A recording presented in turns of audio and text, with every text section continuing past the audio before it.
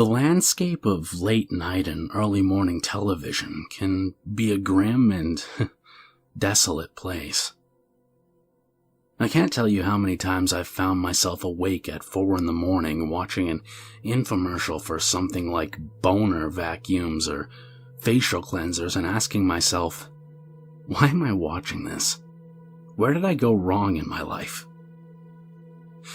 I think television has become a lot more dull in recent years because everything is held under such tight reins by the sponsors. With everything being monitored like it is, people can't get away with things like they used to. Maybe that's a good thing.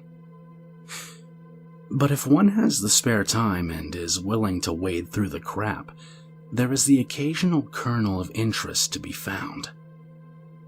From my experiences, I usually come across these in the public access, international, and religious channels. The show I'm going to talk about now is of the third variety.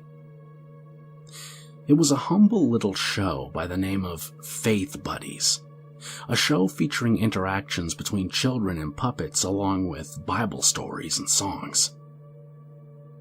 Not terribly well made or ambitious, it was little more than a second-rate Sesame Street with Bible lessons thrown in. If you've ever seen things like Junior Christian Science Bible Lesson or Wiser Family Puppets, it's that sort of show with a similar, unnerving feel to it. Much like Sesame Street, except it leaves you feeling mildly uncomfortable. But that's not to say it didn't have its own unique quality to it. Boy, did it ever. It stuck to its basic idea, and unlike JCSBL, it didn't evoke the feeling of everything in the show being the product of one crazy person. There had to be at least 3 different crazy people involved in the production of Faith Buddies. It was definitely a low-budget venture, constrained in both the monetary and creative sense. The thing about the show that caught my attention was the characters, and the, unique tone that Faith Buddies had. I've heard it said that the message itself is less important than the way in which it's conveyed. Faith Buddies seems to have this as one of its core principles. As such, its content was largely the same as other shows of this kind, but it lacked the typical softening to make it more palatable for young audiences. Bible stories were told by means of a narration combined with a slideshow of colored pencil images, which would sometimes display graphic imagery in accordance with the story, like Cain's murder of Abel. They didn't skimp on the blood like most do. People drowning in the story of Noah's Ark. The plagues of Egypt, oh God, especially this one. Trials of Job, numerous appearances of Satan. Not actually graphic, but notably darker and more serious than other depictions. They didn't censor the words either. If you kept a keen ear, you'd sometimes hear bastard or ass. Always in a biblical context, of course, but it catches your attention. Though, I suppose this is in the current time where 7-year-olds play games like Resident Evil, so none of this is probably all that shocking. So about the characters. First, there's the main character of sorts. Pinky. Oh God, Pinky. Where do I start? Imagine Kermit without his neck frill, with a big lumpy head and colored pink. That's basically Pinky. Also notable were his eyes. His pupils were slightly too small and unfocused. Normally this wouldn't be important, except for the fact that they liked to end the show by zooming in on Pinky's face. The character was referred to as a he, but I could never tell whether his voice actor was a man or a woman. Either way, They gave Pinky a bizarre voice, and it didn't help that he often would give his sentences a painfully drawn-out delivery at random. I can only guess this was done to ensure that the dumb kids get it, as Pinky had a tone bordering on condescending. Pinky was sort of like the alpha puppet, and the show gravitated around him. Whenever one of the kids or the other puppets had a question, they would turn to Pinky for his insight. Though Pinky was typically shown with a Bible and would give verses out most of the time, there would be other times where he didn't mention the Bible at all and seemed to be giving answers on a whim. The first thing that caught my attention about the show was that Pinky's character had a distinct lack of warmth or empathy, which only got worse as the show continued. Pinky would give answers, but they would be very blunt and strangely defensive. Questions about hardships were swiftly answered with things like, "Be careful with questions like that," or "Don't question God's ways." Pinky was very fond of the latter statement, and would use it as his way of telling people to shut up. The other two puppets were Birdie and Gerda. There were others that would show up when the show needed, but these were the main three that were present for every episode. Birdie was a blue hippo, and Gerda was a green fuzzy bird. They were both little more than dim-witted idiots whose sole purpose was to be the foil for Pinky. They would get curious about something, come to faulty conclusions, and then the kids would take them to Pinky to set their dumb asses straight. Pinky would give them a weird, disjointed lecture, and they would then change their opinion. Pinky also didn't shy away from taking cheap shots at them or the kids, but they didn't dare to challenge him, except for the one time when Gerda called him a smarty pants. This wasn't met with any verbal response, but merely a cold and hateful glare. I wouldn't think a scene between two puppets not speaking would make me feel uneasy, but it did. Faith buddies quickly became a guilty pleasure for me. As much of an asshole as Pinky was, I couldn't help but be amused by the guts this little puppet had. Pinky would tell it like it is from his perspective, regardless of whether his words were appropriate or if they made any sense, and he just didn't give a fuck whether he offended people or not. This was very evident in the homosexuality episode. Yes, they had an episode about gays. And this delicate subject was treated with all the subtlety of a hammer on glass.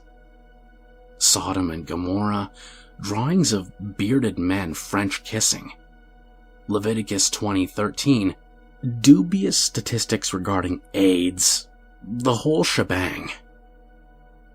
Pinky went so far as to suggest that prison rape was a mass conspiracy concocted by Satan to turn men gay.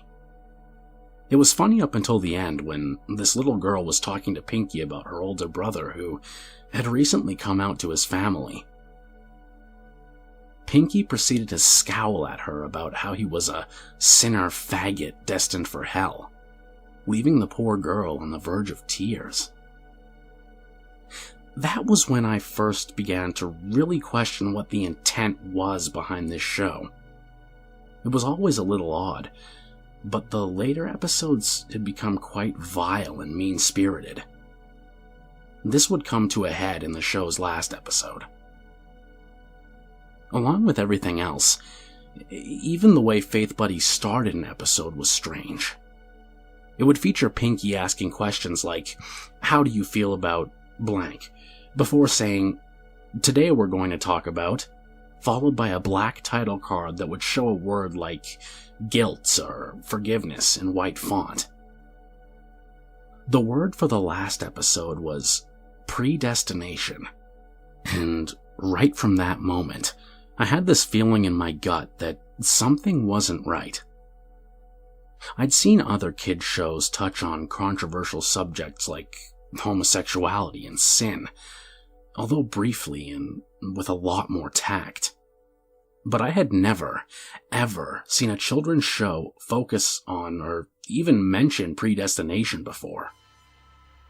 I gotta admit, I was really curious as to where they were going with this. I should have known better. The episode started the same as any of the others. Birdie mentions an idea he heard called predestination and talks about it with Gerda and some kids. A lot of goofiness and dicking around with musical numbers and such. Then they go ask Pinky about it. Pinky reacted to this concept in an entirely too pleased manner, unlike anything seen before.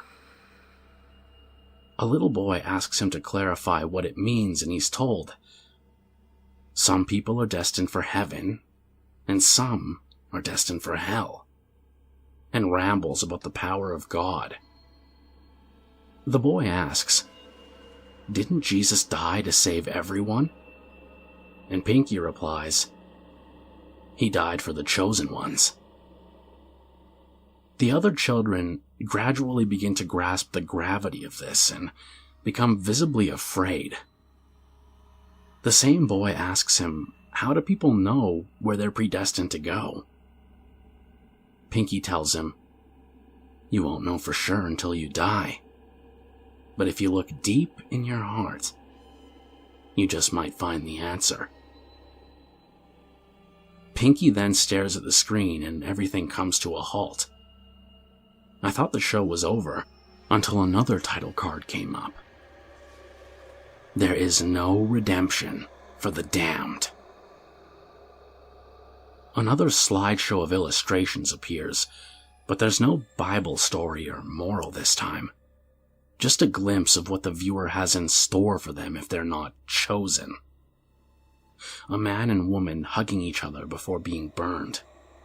People with their feet chained to the ground, being eaten by marauding devils whose mouths span their entire body, with their bodies being ripped from their feet.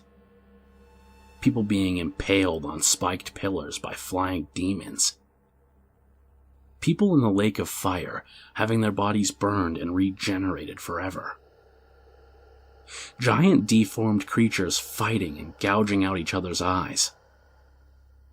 The accompanying music is spliced with sounds of screaming and painful cries, with intermittent quips from Pinky such as, "This is the wrath of the Lord," and "It makes me happy to see sinners get what they deserve." This horror is thankfully cut short a few minutes in by yet another abrupt cut. This time, the credits have started rolling, but the scene is zoomed out to show the whole set, including lights, cameras, and microphones. The kids and puppets are nowhere to be seen. A man in a black hood enters the room and proceeds to douse everything in gasoline before setting it aflame. The cameraman follows him out, and the last scene shows the black hooded man and the cameraman laughing as they toss all the puppets used in the show into a furnace, with the final shot being a close-up of the burning Pinky puppet. It hasn't been that long since I saw the last episode, but I've yet to find any answers as to what the intent of this show really was, or why it ended that way. I had some guesses that it might have been a covert parody all along, or perhaps the show's founders got their funding cut and this was their way of getting back. Or maybe they were just crazy. I really don't know.